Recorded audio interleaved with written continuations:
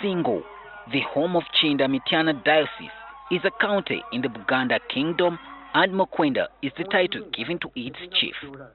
Its significance in the history of the Catholic Church is underpinned by the legacy of 3 martyrs who were killed for espousing the doctrine of Christianity.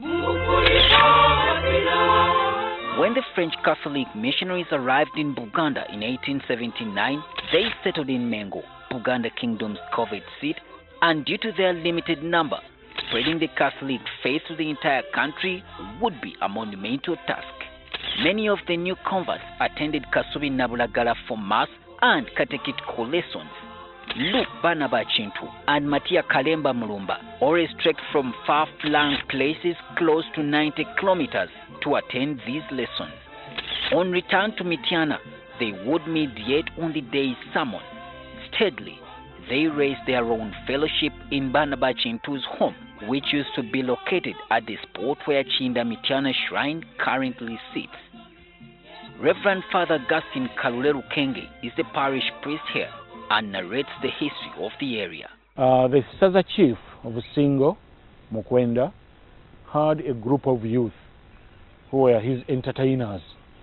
Whenever he went to visit his county, this group accompanied him, drumming, singing, and this group was called Bayinda. So they had their base here in Chiwanga, and because they used to drum, the place came to be called Kiyinda. Baanabakintu hailed from Gomba County and was a page in Mukwenda's palace, the county chief, while Matia Kalemba Mulumba came to Buganda as a war captive. He was a Musoga. He was born in Busoga, a place called Chebando. He was hijacked, let me say. He was hijacked by a Muganda soldier, called Magato, but he adopted him as his own son. And he gave him he received him in his clan. Mulumba and Baanabakintu used to leave Mawaggali in charge of the fellowship while on a visit to Kampala to learn more. As fate would have it, Mawaggali was found preaching the word of God, which was prohibited by Kabaka Mwanga. So it was 31st May when the soldiers arrived at Baanabakintu's house, and they said, "Where are the Christians? Where are the Christians?" And Noa Mawaggali came out and said, "Here we are."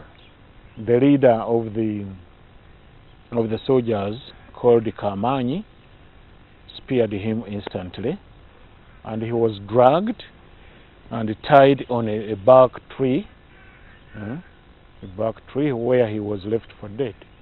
Mulumba and Baanabakintu were captured from Kampala, but Mulumba died at Old Kampala, and in his honor, St. Matia Mulumba Church was constructed at the place where he breathed his last. Baanabakintu made it to Namugongo, where he was burnt alive.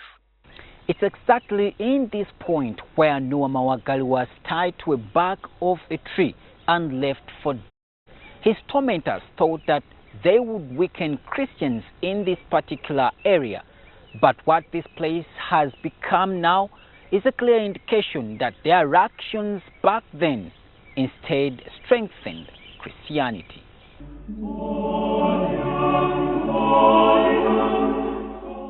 After the historical day of 18th October 1964, when the martyrs entered the annals of history, an idea to build monuments for the 3 heroes of Mityana was floated by the then Kampala Archbishop Joseph Chiwanuka.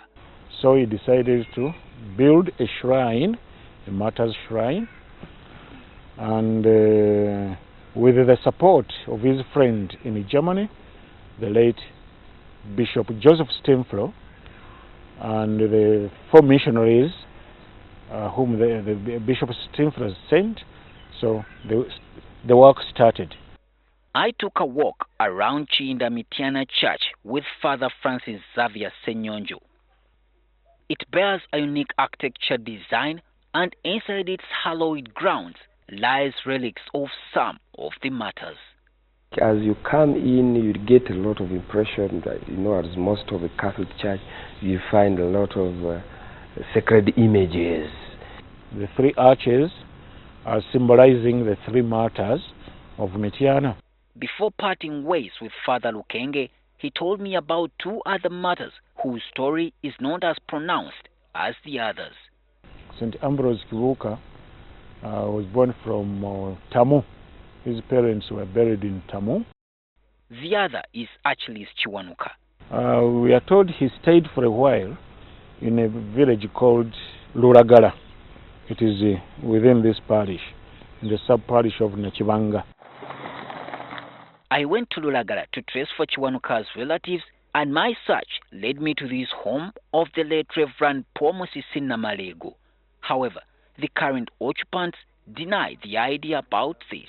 I was then directed to Musisi's brother, Fred Semakula Muyizi, who told me about this relationship.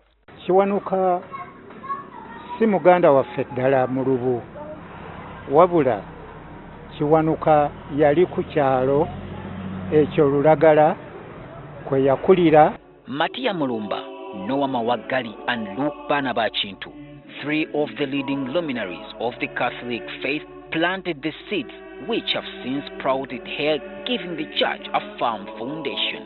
Like the Pantheon, these men trudge the path of greatness, and many faithful here turn out to worship at this shrine which bears the last vestiges of these martyrs. Solomon Kawesa, NTV.